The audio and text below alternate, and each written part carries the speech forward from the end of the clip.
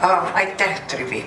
Aga võrdsuse printsiipi mina ei kavatse jälgida, sest aeg hakkab tõesti nappima ja teie olete kõik kirjaoskajad inimesed ja oskate lugeda, mis inimeste tagapõhi on, aga mõni võib-olla isiklik sõna sinna juurde. Meie teeme niimoodi, et meie paneel üksteise järel teeb 5 umbes minutise, võib-olla natuke pikema lubame avalduse ja siis võtame kõik kohad sisse ja hakkab siis see diskussioon, kus esitame üksteisele küsimusi, vestlus käib ja siis tulevad ka teie poolt küsimusi.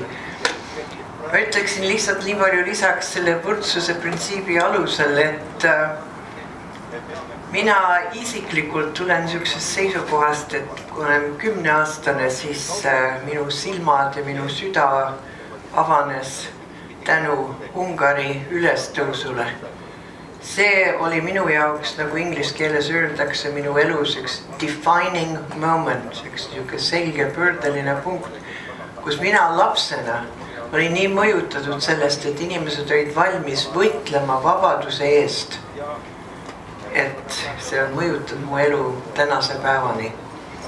Ja minu vaade reaalpolitiik ja mis on õige, on see, et ma pean tihti oma ülesandeks, et selgitada poliitikutele, et tavaliselt see, mis on õige, on pikas perspektiivis reaalpolitiik.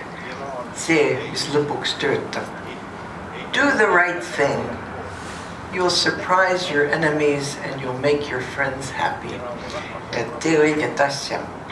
Aga igatahes, kutsume siis ette, esimene on siis Matthew Crandall, kes oli kunagi Tunne Kelami kontoris ka stažeerinud ja on väga huvitava akadeemilise karjääri teinud, nagu te loete siit voldikust.